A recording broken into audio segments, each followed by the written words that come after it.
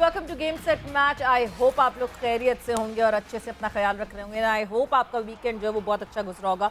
बहुत सारी खबरें हैं स्पोर्ट्स में over the weekend. Her sport में तकरीबन कुछ ना कुछ हुआ है, बड़े रिजल्ट ओरिएंटेड चीज़ें सामने आई हैं, तो उस हवाले से ज़रूर डिस्कस करेंगे ना। अपकमिंग सीरीज़ जो कि पाकिस्तान वर्सेस वेस्ट इंडीज़, उसके हवाले से भी डिस्कस करेंगे। मैं हूँ सवेरा पाशा और मेरे साथ मौजूद हैं अदील अजहर। अस्सलाम वालेकुम एंड गुड इवनिंग आप सबको। Yes, it was a pretty sporting weekend और खेलों की काफ़ी बहुतात थी, बल्कि मैं कहूँगा it is all setting up pretty well. Tennis के टूर्नामेंट का अख्ताम हुआ and pretty much expected the final result.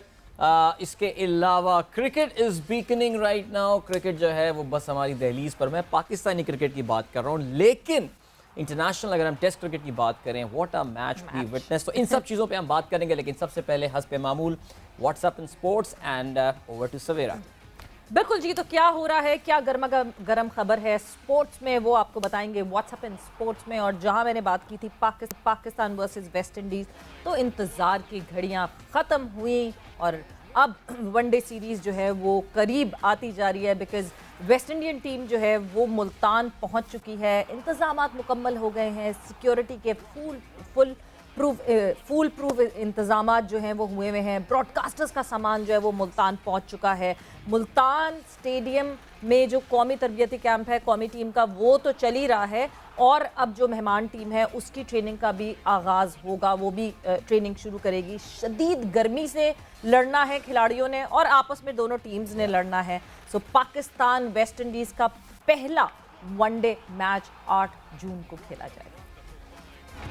और अगर बात की जाए पाकिस्तान और West Indies head to head के हवाले से, तो West Indies has got a clinch over Pakistan और उनके काफ़ी उन्होंने पाकिस्तान के खिलाफ कामयाबियां जो है समेटी हुई। अगर मैं ओवरऑल बात करूं, 134 टाइम्स ये दोनों टीम एक दूसरे के आमने सामने आई हैं और या 134 टाइम्स एक दूसरे से 71 दफ़ा वेस्ट इंडीज़ जीता है और दफ़ा जो है वो पाकिस्तान ये सीरीज़ मैचेस जो है वो जीता है। ठीक है जी, क्योंकि हमारे ग्राफिक में जो है ना विमेन का मैच का आ रहा था, इसलिए मैं थोड़ा सा घबरा गया, लेकिन बहरहाल तो चलें जी, हमें क्या, हम ऐसी बात करते हैं आपसे। लेकिन अगर आप बायलैटरल सीरीज़ के हवाले से बात करें, then Pakistan has got an edge. It's been 31 years, 31 साल जो है ना वो हो चुके हैं कि वेस्ट इंडीज़ ने पाकिस्तान को एक ओडीआई सीरीज़ में शिकस्त दी हो। हाँ, वर्ल्ड कप में हमारा बहुत करते रहते हैं ये वेस्ट इंडीज़ वाले, और पता नहीं शुरू का मैचेस मिल जाता है, बल्कि 2019 वर्ल्ड कप में अगर थोड़ा सा इनसे तमीज़ से हार जाता तो पाकिस्तान सेमीफाइनल खेल रहा होता। लेकिन ओवरऑल अगर आप बायलैटरल्स की बात करें, Pakistan has got a clear edge over West Indies, लेकिन अगर हेड टू हेड की बात करें तो वेस्ट इंडीज़ इज़ अहेड। बिल्कुल जी। सो अब बात करते हैं पाकिस्तान वुमेन टीम की। पाकिस्तान वुमेन्स टीम ने जो है वो तो धमाल मचाया हुआ, अपने घर में बुला के श्रीलंकन टीम को ओडीआई सीरीज़ भी, उसमें भी शिकस्त दी। सो पाकिस्तान वुमेन क्रिकेट टीम ने श्रीलंका के खिलाफ T20 के बाद अब वनडे सीरीज़ भी जीत ली है। कौमी टीम ने T20 सीरीज़ 3-0 से और वनडे सीरीज़ 2-1 से अपने नाम की है। सीरीज़ में बेहतरीन कारकर्दगी के बाद नौजवान लेग स्पिनर तूबा हसन, जिन्होंने अपने डेब्यू पे इतनी अच्छी परफॉर्मेंस की थी, और कप्तान बिस्मा मारूफ आईसीसी की प्लेयर ऑफ द मंथ के लिए नामजद। अब बात करें अगर टेस्ट क्रिकेट की, तो इंग्लैंड के लिए एक नए दौर का आगाज़ हुआ था। ऑफ कोर्स हमने प्रीव्यू किया तब इंग्लैंड ने बहुत ही इंपॉर्टेंट अपॉइंटमेंट्स की थी। एक नए कप्तान लेकर आए थे बेन स्टोक्स की शक्ल में, और नए अग्रेसिव कोच लेकर आए थे ब्रैंडन मैककलम की शक्ल में, और उनका पहला इम्तिहान ही कड़ा होना था against the very very aggressive New Zealand side. बहुत मज़ेदार टेस्ट मैच हुआ। इनिशियल इनिंग्स व लो स्कोरिंग, लेकिन फिर उसके बाद कुछ रन्स बनते हुए नजर आए। हाउएवर साबिक कप्तान जो रूट की शानदार, perhaps one of his best in his career 4th inning century की बदौलत इंग्लैंड ने इस मैच में कामयाबी हासिल की, और जो रूट जो है वो 10,000 रन्स भी अपने मुकम्मल करने में कामयाब हो गए हैं। So great start, remember great start for England, great start for the new setup. Remember ये 3 मैचेस की सीरीज है, जिसका अब दूसरा टेस्ट 10 जून से ट्रेंट ब्रिज नॉटिंघम में खेला जाएगा। अब बात करें लायनल मेसी की, तो 1 नहीं, 2 नहीं, 3 नहीं, पूरे 5 गोल अर्जेंटीना के लायनल मेसी ने एस्टोनिया का डब्बा गोल कर दिया। अर्जेंटीना ने एस्टोनिया को 5-0 से शिकस्त दी। 5 गोल्स मेसी ने स्कोर किए। मेसी ने अगर हंगरी के साबिक फुटबॉलर्स पुस्कास के 84 इंटरनेशनल गोल्स का रिकॉर्ड भी तोड़ दिया एंड 86 गोल्स के साथ मेसी इस वक्त जो है वो सबसे ज़्यादा गोल करने वाली फहरिस्त में चौथे नंबर पर आ गए हैं। यूएफए नेशंस लीग में पुर्तगाल ने स्विट्जरलैंड को 4-0 से हरा दिया। रोनाल्डो ने 2 गोल्स किए। So, Savira, any guess who's on the top of that list? Most number of goals? Most number of goals? Yeah. You need to tell me that. I don't आपने अभी नाम लिया उस प्लेयर का। पुशकास।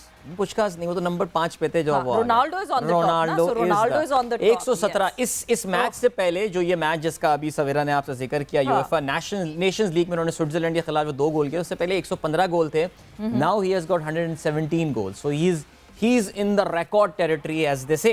और जाते हुए oh yeah, absolutely. I mean, Cristiano Ronaldo, amazing player without doubt, and he has scored most international goal. He has won trophies. Unfortunately, खैर कहते ये हैं कि मेसी, but मेसी के लिए अपॉर्चुनिटी है ऑफ कोर्स इन दोनों के लिए। World cup is beckoning. जाते नहीं मतलब इस सेगमेंट की आखिरी खबर has to be about French Open. इस वीकेंड का बड़ा इवेंट, राफेल नडाल ने किया अपने नाम। क्ले कोर्ट चैंपियनशिप के किंग माने जाते हैं, क्ले कोर्ट के किंग माने जाते हैं। He won his 14th grand slam, माफ कीजिएगा 14th French open, 22nd grand slam जो है वो उन्होंने अपना जीता है। और इस वक्त जिस तरह हमने अभी बात की क्रिस्टियानो रोनाल्डो की कि वो रिकॉर्ड टेरिटरी में ऑपरेट कर रहे हैं, सो ये जनाब राफेल नडाल साहब जो हैं ये भी रिकॉर्ड टेरिटरी में है, because he has one 22 grand slams now. Federer and Djokovic are at 20-20 each, but what a game, absolute capitulation। Casper Ruud second set में जो है वो एक मौके पे उन्होंने ब्रेक किया था और ऐसा लगा था कि कैस्पर रूड जो है ना वो अब कुछ कम बैक करने के मूड में, लेकिन उन्होंने इसको ना गुस्ताखी के तौर से लिया। मैं आपको बता रहा हूँ, नडाल ने कहा तुम मुझे कैसे ब्रेक कर सकते हो, और फिर उसके बाद he did not let him win a single game in that match. 6-0 it was I think 6-3 6-3 6-0 जिससे उन्होंने कामयाबी हासिल की। अच्छा, ये ऐलान कर चुके हैं already that he will not be taking part in the Wimbledon. 27 जून से शुरू हो रहा है एंड एक बार फिर से Rafael Nadal because of his foot injury, उनके जो नर्व्स का मसला चल रहा है उसकी वजह से he won't be taking part in the Wimbledon this year again. But Adil, जिस तरह नडाल खेले, जो कहते हैं ना क्ले किंग, ऐसे नहीं कहा जाता। The way he played, the way he dominated that final, he said back off, I'm here। Yeah, देखिए the moment he defeated Djokovic in that game, उन्होंने क्वार्टर फाइनल में जब हराया था, हमने यहाँ पे भी बात की थी कि वो एक फाइनल से पहले फाइनल था। Once you have beaten Djokovic on clay, that means it's all over। So Zverev unfortunately injured हुए और काफ़ी सीरियस इंजरी थी। अगर आपने वो फुटेज ना देखी हो, आपने तस्वीरें ना देखी हो, वो क्रचेस पे थे, उनको व्हील चेयर पे ले जाया गया। How the जिस तरह वो रो रहा था, जिस तरह it was sad। No, because उसको शायद ये फीलर आया होगा या लगा होगा कि यार he can challenge Nadal there because even though he had lost the first set, लेकिन फिर भी but Rafael Nadal of course, Casper Ruud एक relatively he's a pretty young player। in fact मैं अभी सवेरा उनकी तस्वीर भी देख रहा था जब 2013 में नडाल ने फ्रेंच ओपन जीता था तो Casper Ruud was there in the audience और छोटे से थे और वो अपनी उन्होंने एक बैकग्राउंड में फ्रेंच ओपन का फाइनल चल रहा था। But that actually tells you about the absolute domination of clay court by Rafael Nadal. 2007 में उनका ये सिलसिला शुरू हुआ था जीतने का। उन्होंने इन सारे टाइम में 3 दफ़ा ऐसा हुआ ही कुड नॉट विन। एक दफ़ा रॉजर फेडरर, नोवाक जोकोविच और स्टैन वैवरिंग का एक और स्विस प्लेयर बीच में आए थे, अब तो खैर थोड़े वो पर्दा सीमी से गायब हो गए, उनको उन्होंने अलाउ किया। Otherwise he doesn't lose. And but जो इनकी इंजरी का सवेरा में I was reading in detail this morning about the injury, it's pretty bad actually. और लग यही रहा है कि हिज करियर एक्चुअली अब बिल्कुल इख्तिताम पे पहुंच रहा है। बिकॉज जो लोग टेनिस रेगुलरली फॉलो करते हैं उन्होंने इटालियन ओपन में देखा होगा कि राफेल नडाल जो हैं वो लंगड़ा रहे थे बाकायदा उस टूर्नामेंट के दौरान। So very sad. Ankle में there's this conjunction of some veins and all, बहुत complicated चीज़ है बिल्कुल, complicated medical stuff। नाम है, वो नाम भी है वेइस करके, कोई जर्मन सा नाम है उसका जी। But अदिल, जब हम बात करते हैं, हमने टेनिस की बात की, but when we talk about cricket और जिस तरह इंग्लैंड न्यूजीलैंड का मुकाबला आपस में हुआ, इनिशियली जिस तरह इंग्लैंड ने पहले न्यूजीलैंड को बैकफुट पे किया बट न्यूजीलैंड बाउंस बैक और न्यूजीलैंड ने इंग्लैंड को वो कोलैप्स हमें इंग्लैंड की तरफ से दिखा। एक सवाल जो कि मेरे जहन में आता है और जो कि शायद और बहुत सारे लोगों के जहन में भी आना चाहिए मगर कोई पूछता इसलिए नहीं, शायद जब हम बाहर निकलते हैं ऑस्ट्रेलिया में, न्यूजीलैंड में, इंग्लैंड में खेलते हैं तो ये सवाल नहीं पूछा जाता। बट जब हम इस पार्ट ऑफ द वर्ल्ड में आते हैं with Pakistan, India, Sri Lanka, Bangladesh, 17 wickets on day 1, but no one talks about it कि क्या कंडीशंस बहुत बुरी थी या ये कोलैप्स जो है ये it was worst batting of their time, क्यों ये सवालात नहीं होते? नहीं, ये बड़ा आपने बड़ा वैलिड पॉइंट। और मैं ये देख रहा था कि हमारे ज़रा पाकिस्तानी तो ज़रा हम कम शोर करते हैं और हमारी ज़रा वॉइस भी इतनी ज़्यादा नहीं होती, लेकिन इंडिया की जानिब से जो है ना, इंडिया के जो इम्पोर्टेंट क्रिकेट के एनालिस्ट हैं उनके ट्वीट्स में देख रहा था और उसमें वो इस चीज़ के हवाले से बात कर रहे थे कि अगर यही मैच 2.5 दिन में नतीजा या 2.25 दिन में नतीजा नज़र आ रहा होता, अहमदाबाद में ये मैच हो रहा होता या नागपुर में ये मैच हो रहा होता, तो इस वक्त जो है ना वो काफ़ी शोर मच रहा होता। मेरा ये ख्याल है कि डबल स्टैंडर्ड्स हैं, ये है एक रियलिटी है। असल में सवेरा देखिए, ये डबल स्टैंडर्ड्स हमेशा से रहे हैं क्रिकेट में। इंडिया की बढ़ने का फ़ायदा ये था कि यार चलो इनके मुकाबले में तो कोई एक पावरफुल बोर्ड आया है। यस, आई सो विश कि इंडिया अपनी इस पावर को रिस्पॉन्सिबिलिटी के साथ जो है वो इस्तेमाल कर रहा होता, तो फिर ज़्यादा हम भी सपोर्ट करते कि यार इन गोरों के सामने कोई बोर्ड आके खड़ा हुआ है। हर जगह तो ऑस्ट्रेलिया की और इंग्लैंड की और इनकी नहीं चलनी है ना कहीं तो कोई अब the brown people are having a say as well. But I think you have a point, because Australia की सीरीज़ में हम पाकिस्तानियों ने भी बड़ा क्रिटिसिज्म बर्दाश्त किया था कि ऐसा जो है वो उन्होंने ये बताया कि जी पाकिस्तान की विकेटें जो हैं वो ख़राब हैं और ये वाला सिलसिला है। बट उनके मुल्कों में हो तो शोर नहीं मचता, खामोशी और वो शोर शायद इसलिए भी रुक गया बिकॉज डे 2 पे जो है वो सिर्फ 4 विकेटों का नुकसान हुआ। But I would say condition से ज़्यादा it was pathetic batting by both of these sides. It was pathetic batting by both of these. बिल्कुल। और इसमें मैंने पहले दिन का खेल देखा नहीं था, तो जब 17 विकेटें गिर गई तो जस्तुजू तो हमें भी हुई ना कि भाई ऐसी कौन सी। बिकॉज देखें अभी हमारे गेस्ट भी हमें इंग्लैंड से इनफैक्ट ज्वाइन करेंगे, उनसे भी ज़रा मौसम की ले लेंगे सिलसिला। लेकिन this is like the early summer sort of there in England, और बहुत ठंडा टाइम होता है यहाँ पे। ऐसी कैसी विकेट बन गई कि बॉल इतनी सीम कर रही है, कुछ कर रही है, but I looked at it, तो वो नज़र जो आ रहा था वो यही आ रहा था कि नहीं, आई थिंक ये बॉलर की ज़्यादा कारीगरी नहीं यहाँ पे। मुझे ऐसा लग रहा है both of these teams were trying to be very aggressive, because ये एक तो इनका देखिए न्यूजीलैंड तो आपको पता है कि वो खेलता ही इस तरह है, वो बहुत अग्रेसिव टीम है।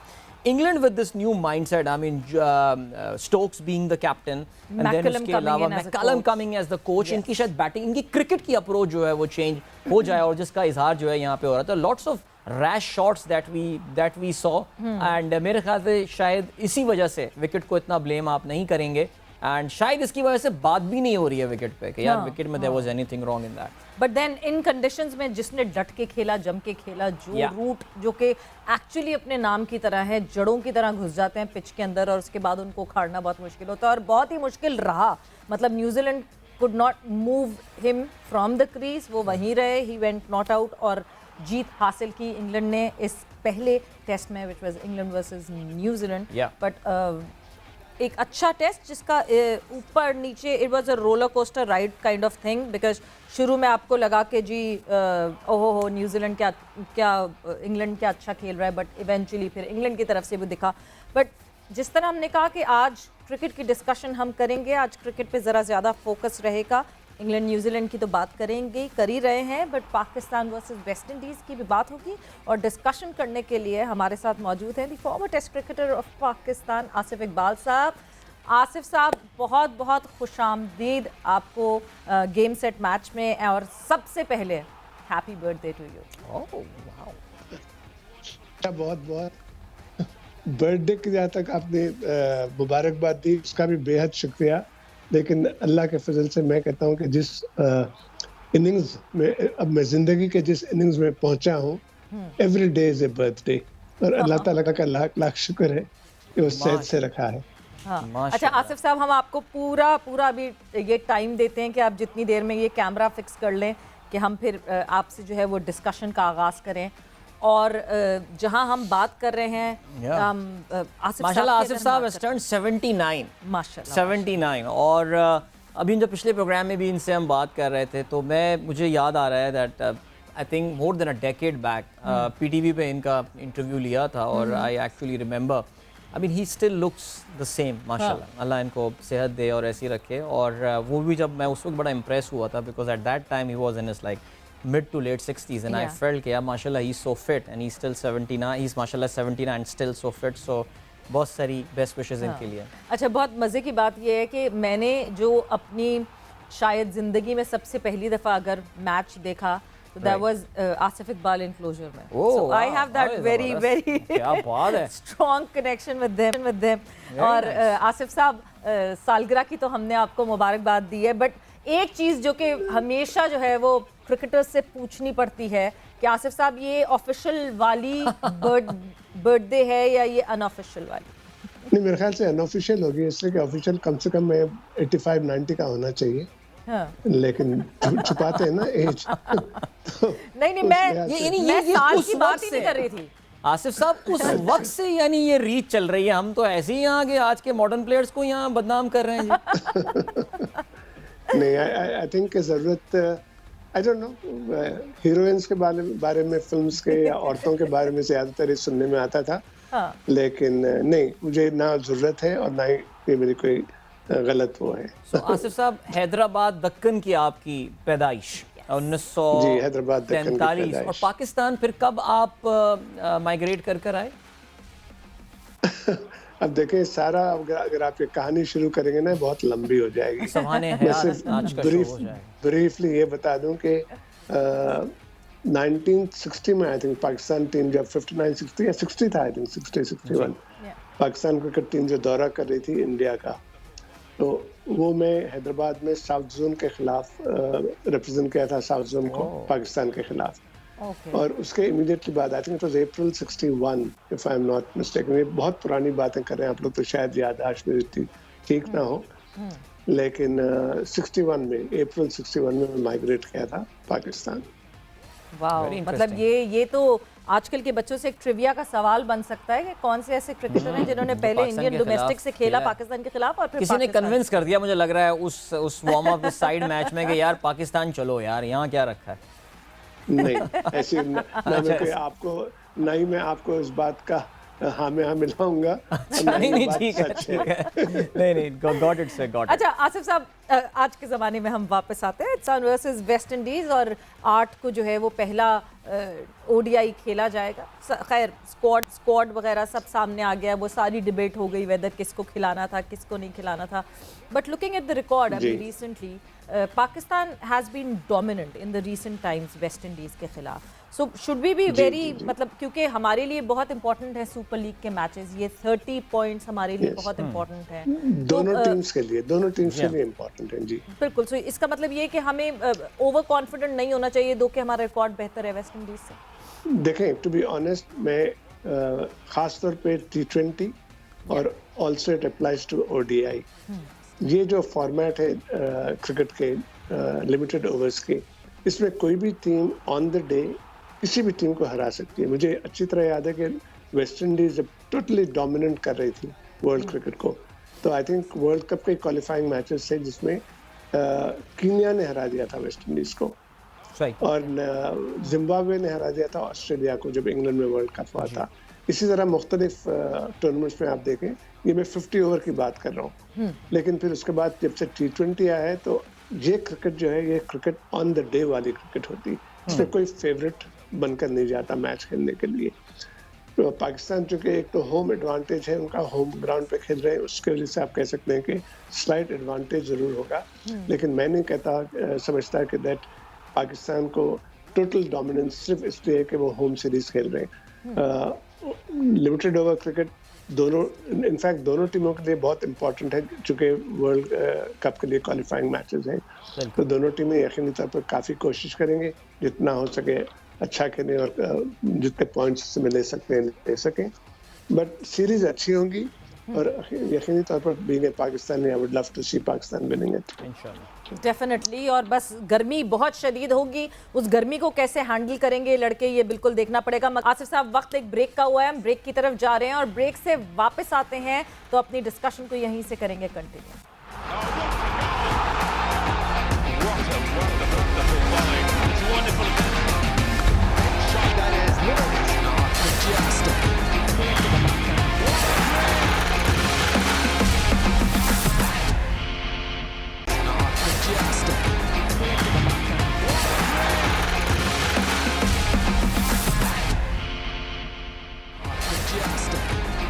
And welcome back to Game Set Match. In conversation with the former Test cricketer Asif Iqbal साहब, उनसे हमारी डिस्कशन हो रही थी और बात हो रही थी अभी रिसेंटली जो पाकिस्तान वर्सेस वेस्ट इंडीज़ की सीरीज़ होनी है उसके हवाले से। बट जहां हम मुल्तान स्टेडियम की बात कर रहे हैं, काफ़ी टाइम बाद मुल्तान को ये मौका मिला है that they can host international match, और इंटरनेशनल मैच यहाँ पे खेला जाएगा। सो हमारे सीनियर कोरेस्पोंडेंट अब्दुल कादिर वहाँ मौजूद हैं और उनसे जानते हैं कि क्या अपडेट्स हैं, कैसी तैयारियां हैं, किस तरह चल रहा है इस वक्त कंडीशनिंग कैंप, लड़कों का तरबियती कैंप किस तरह चल रहा है। सो कादिर, क्या अपडेट है मुल्तान से?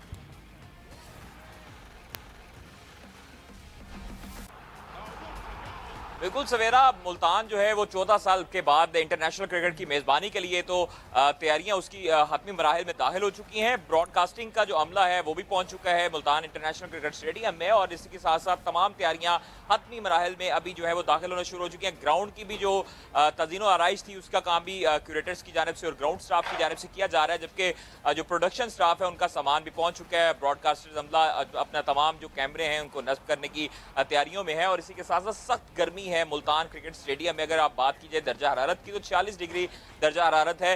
टीम ने पहुंचना था मुल्तान क्रिकेट स्टेडियम 4:50 पर, ट्रेनिंग शुरू करनी थी, जबकि सख्त गर्मी के बाद जो है वो थोड़ा सा डिले हुआ और 5:15 के करीब तकरीबन जो है वो पाकिस्तान क्रिकेट टीम का जो स्क्वाड है और मैनेजमेंट है वो मुल्तान क्रिकेट स्टेडियम में पहुंची। और इसके बाद अभी भी जो है वो चंद खिलाड़ी जो है वो अभी ड्रेसिंग रूम में है, चंद खिलाड़ी अभी स्टेडियम में दाखिल होना शुरू हो चुके हैं। काफ़ी सख्त गर्मी है और खिलाड़ियों की जो सब्र तहम्मुल है उनका वो टेस्ट लिया जाएगा इस गर्मी में। और जो सीरीज़ है मुल्तान स्टेडियम में 14 साल के बाद इंटरनेशनल सीरीज़ खेली जाएगी, और वेस्ट इंडीज़ की टीम भी आज इस्लामाबाद से जरिया चार्टर त्यारा मुल्तान लैंड की गई। उसके बाद होटल उनको पहुंचाया गया सख्त सिक्योरिटी हिसार में। मुल्तान क्रिकेट स्टेडियम के अतराफ में भी पुलिस और जो दीगर सिक्योरिटी फोर्सेज है उनकी भारी नफरी तैनात की गई है, जबकि पाकिस्तान टीम आज जो है वो 8:30 बजे तक प्रैक्टिस सेशन में हिस्सा लेगी। कल जो है वो बाबर आजम और निकोलस पूरन जो वेस्ट इंडीज़ के कप्तान हैं उनके दरमियान उनकी प्रेस कॉन्फ्रेंस की जाएगी, और उसके बाद प्रैक्टिस सेशन में दोनों टीमें हिस्सा लेंगे। परसों जो है वो 3:30 बजे टॉस होगा और उसके बाद पहला वनडे मैच खेला जाएगा। 8, 10 और 12 तारीख को वनडे मैचेस हैं, तो अब देखते हैं कि इस गर्मी को कैसे बर्दाश्त कर खेलते हैं कौमी क्रिकेटर्स और वेस्ट इंडियन क्रिकेटर्स। तो ये बड़ा सख्त इम्तिहान है गर्मी का भी, और क्योंकि वर्ल्ड कप क्वालिफायर जो ये चैंपियनशिप है तो उस हवाले से भी काफ़ी अहम सीरीज होगी। पाकिस्तान जीतता है तो उसके पॉइंट्स में भी कादिर, ये होगा। बताइए कि गर्मी तो बहुत शदीद है, बिल्कुल आपने बताया, और लेकिन मुल्तान में 14-14 ईयर्स के बाद जो है वो क्रिकेट हो रही है, इंटरनेशनल क्रिकेट। लोगों के जोशो खरोश है या वो भी गर्मी की नज़र हो गया है कि यार इतनी गर्मी में कौन मैच देखने जाए? कि टिकट की सेल भी मेरे ख्याल से शुरू हो गई जी 2 दिन पहले।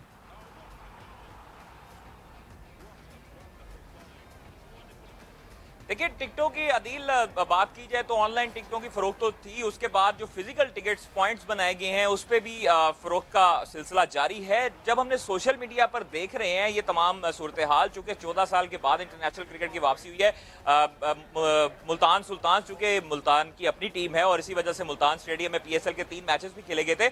इस हवाले से तो जोशो खरोश आपको पता है कि जो पाकिस्तानी हैं वो क्रिकेट लवर हैं और क्रिकेट के दीवाने हैं। मुल्तान क्रिकेट स्टेडियम में होपफुल के जो पहला दिन है उसमें गर्मी के बावजूद जो है वो शाम को लोगों की आमद का सिलसिला शुरू होगा, चूंकि दोपहर को जो है वो मैच शाम को स्टार्ट होना है और 4 बजे चूंकि मैच स्टार्ट होगा, इस वजह से अवाम जो है वो सख्त गर्मी में दोपहर में कम दिखाई देगी।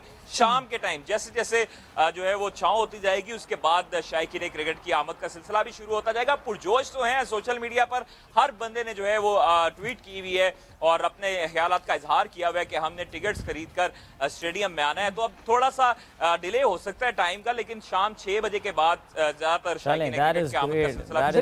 कादिर, वैसे Qadir as a special eye towards the crowd, हमें याद है वैसे उनको क्राउड अच्छी नजर भी आती है कादिर को। But thank you so much Qadir, and good luck to you. में आप भी जो है ना वो जरा अपना ख्याल रखिएगा। आसिफ इकबाल साहब हमारे साथ मौजूद हैं। सर, आप शायद सुन भी रहे हो कि हमारे नुमाइंदे कादिर ख्वाजा जो हैं वो सब मुल्तान में मौजूद थे, बताते हैं 46 डिग्री सेल्सियस इस वक्त जो है वहाँ का दर्जा हरारत है, और इस वक्त 5:30 बज रहे हैं शाम के। 5 बज रहे हैं। सर ये बताइए, आपने इतनी गर्मी में कभी क्रिकेट खेली है? इंटरनेशनल क्रिकेट की मैं बात कर रहा हूँ। इस टेम्परेचर में कुछ याद पड़ा है, कुछ ऐसा खेला हो? देखें, ये सारा जो इंटरनेशनल क्रिकेट का जो क्रिकेटिंग कैलेंडर है वो इसलिए चेंज हो गया। अब तो क्रिकेट सारा साल होती है, ऑल द ईयर राउंड, और ना सिर्फ कोई एक मुल्क में बल्कि हर मुल्क में। जिस जमाने में मैं खेला करता था क्रिकेट, सिर्फ समर में इंग्लैंड में क्रिकेट होती थी, इसलिए दुनिया के सारे खिलाड़ी काउंटी क्रिकेट आके इंग्लैंड में खेलते थे, इसलिए कि उनके कोई डोमेस्टिक कमिटमेंट्स नहीं होते थे। बिकॉज उनकी कोई डोमेस्टिक कमिटमेंट्स इसलिए नहीं थी, इंटरनेशनल क्रिकेट नहीं होती थी।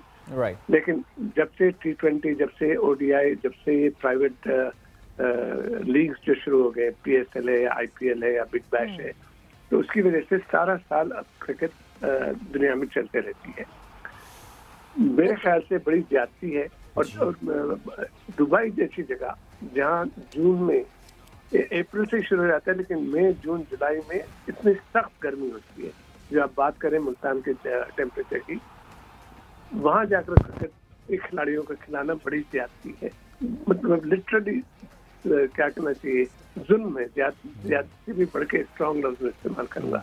लेकिन क्योंकि फाइनेंशियल रिवॉर्ड इतने ज्यादा हैं, खिलाड़ियों को जो रिवॉर्ड मिल रहे हैं, क्रिकेटिंग बोर्ड जो है उनके जो इनकम बढ़ गई है, जो किसी जमाने में लिटरली क्या कहना चाहिए, खिलाड़ियों को मतलब बात भी नहीं होती थी, खिलाड़ी आपस में बात भी नहीं करते थे कि क्रिकेट से हमारी आमदनी कितनी है। वो सारा रिलाई करते थे क्रिकेट की वजह से। उनको जो जॉब मिलते थे, जो डिपार्टमेंट उनको जॉब देते थे, वो उनकी रोजी होती थी। लेकिन अब क्रिकेट एक रोजी हो गई है। वही पेरेंट्स जो हमारे जमाने में और थोड़े के बाद भी जो रोकते थे अपने बच्चों को कि जी ये क्रिकेट खेल के अपना वक्त बर्बाद ना करो, कुछ पढ़ाई लिखाई में ध्यान दो ताकि आगे चल के कोई स्टेबिलिटी आए।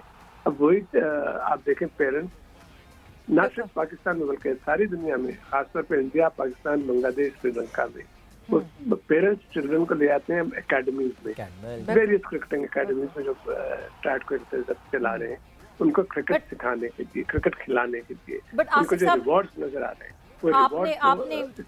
आसिफ साहब, आपने खुद जो है वो लीग्स की बात छेड़ दी है, एंड ऑल ईयर राउंड हमें जो है क्रिकेट इसी वजह से खेलते हुए दिखते हैं प्लेयर्स, बिकॉज दुनिया भर में अलग अलग ममालिक जो हैं वो अपनी लीग्स करवाना शुरू हो गए हैं। इन्हीं लीग्स को लेके जो है एक बयान ICC के चेयरमैन ग्रेग बार्कले ने जो है वो रिसेंटली दिया, जब उनसे ये पूछा गया कि अगले साल IPL is planning to stretch for 3 months। तो उन्होंने डायरेक्टली IPL के बारे में नहीं बट सारी लीग्स के बारे में ये बात की कि इवेंचुअली हर मुल्क की लीग होगी, हर मुल्क जो है वो अपनी लीग बेहतर से बेहतर करवाना चाहेगा।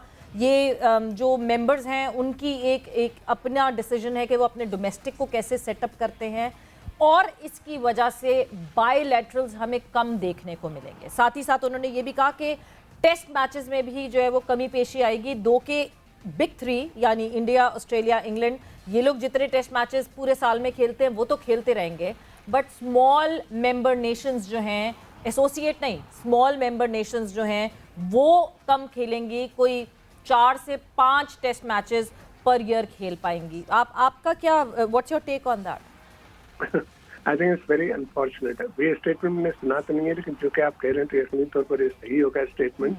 लेकिन ये क्रिकेट और क्रिकेट के शायकीन दोनों के साथ बड़ी ज्यादती होगी। इसलिए देखें, जो प्राइवेट लीग होती है ना, उसमें दुनिया के मुख्तलिफ खिलाड़ी आकर मुख्तलिफ मुल्कों में खेलते हैं, वो अपने मुल्क को रिप्रेजेंट नहीं कर रहे हैं। There is no identity. ये नहीं हो रहा है कि इंडिया के मैच पाकिस्तान के खिलाफ हो रहा है जिसमें जो तमाशाई होते हैं उनका एक जज्बा बिल्कुल मुख्तलिफ रहता है। वो पैशनेट रहते हैं अपने मुल्क के लिए, अपने मुल्क की टीम के लिए, और वो चाहते हैं कि दूसरे मुल्क के खिलाफ वो जो खेल रहे हैं वो उसको जीतें और उनके खिलाफ अच्छा परफॉर्मेंस दें।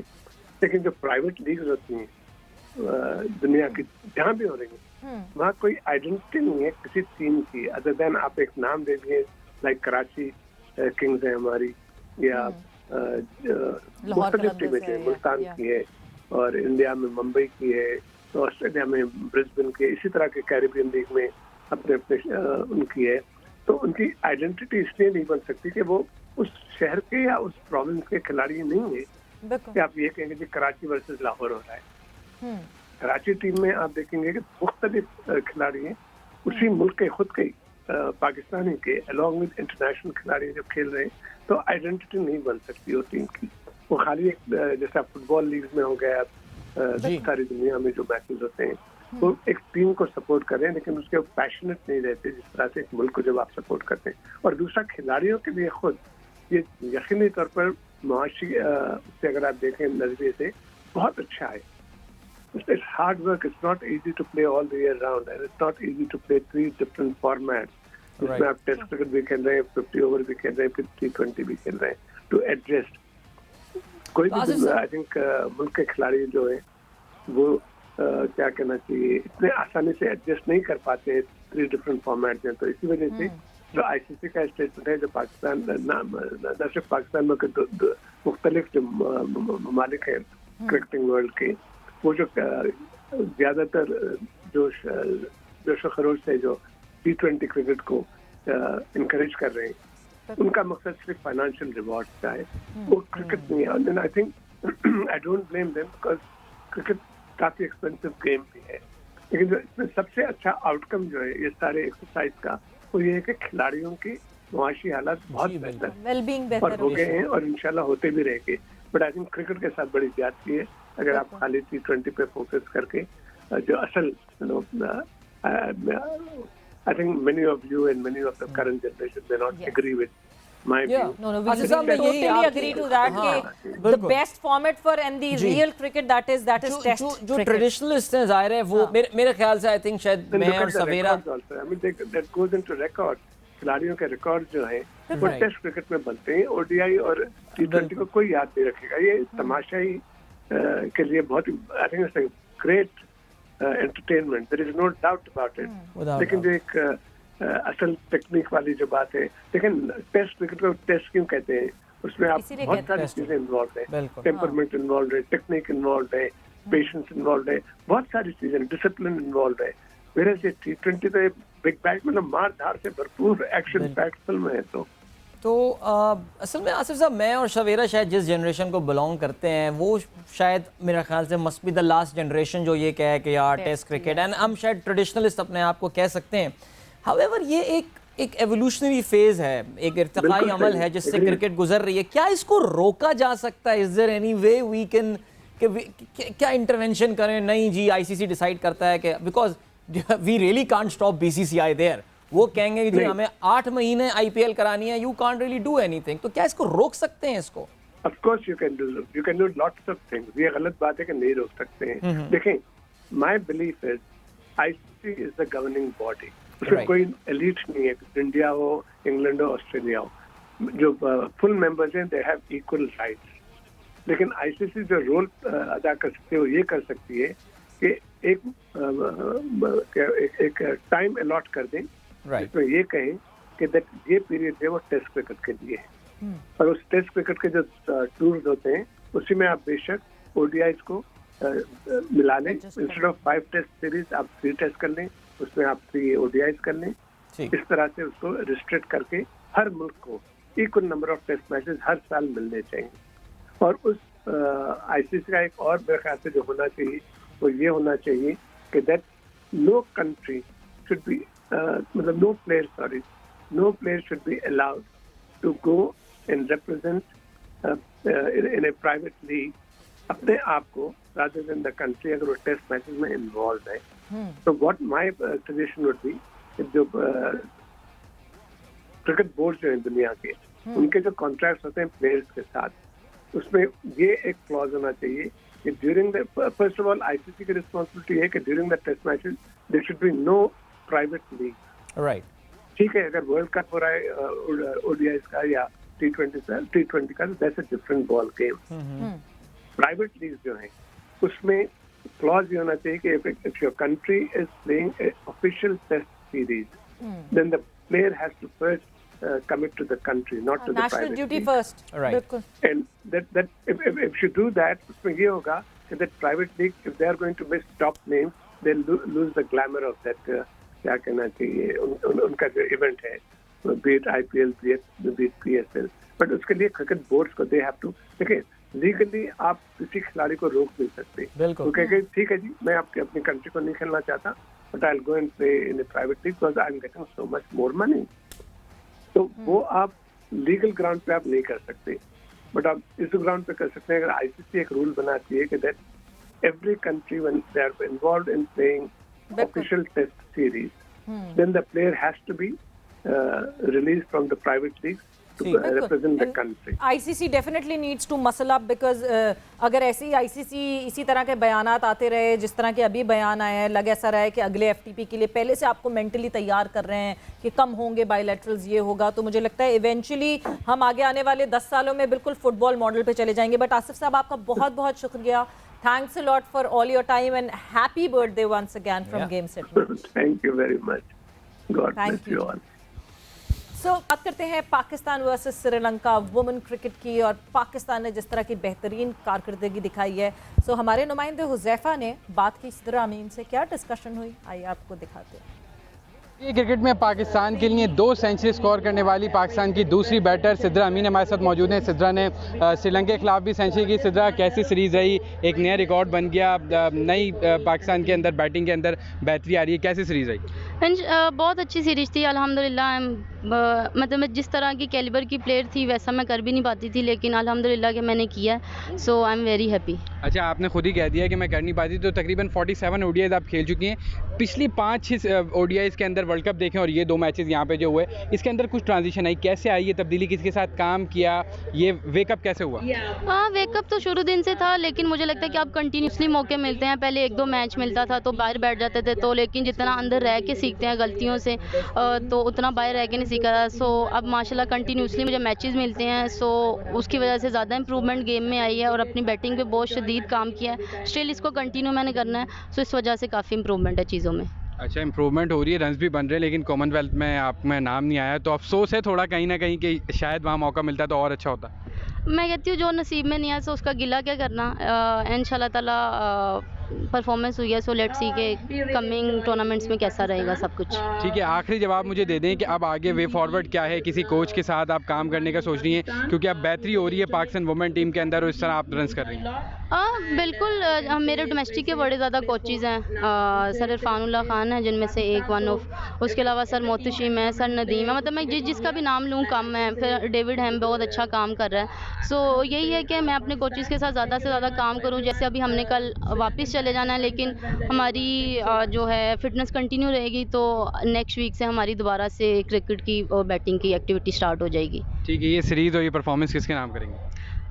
मैं बहुत खुश हूँ. अगेन मैं किसी एक का नाम नहीं लूँगी, मैं अपने कोचेज़ को, जिससे मेरे इंटरनेशनल कोचेज़, मेरे डोमेस्टिक कोचेज़ आते हैं, फिर मेरी फैमिली को, फिर मेरे फ्रेंड्स को, और जैसे मैंने कहा था कि नैन काफ़ी सपोर्ट करती हैं, उनको मैंने लास्ट टाइम भी अपना अवार्ड डेडिकेट किया था. सो मेरी ये सीरीज़ मेरे फैंस को, मेरे चाहने वालों को, सबको मैं डेडिकेट करती हूँ. ठीक है, सिद्रा अमीन हमारे साथ मौजूद थी, अपनी परफॉर्मेंस को अपने वालिदैन और अपने फैंस के नाम करती हैं. थोड़ा सा अफसोस है कि कॉमनवेल्थ में मौका नहीं मिला.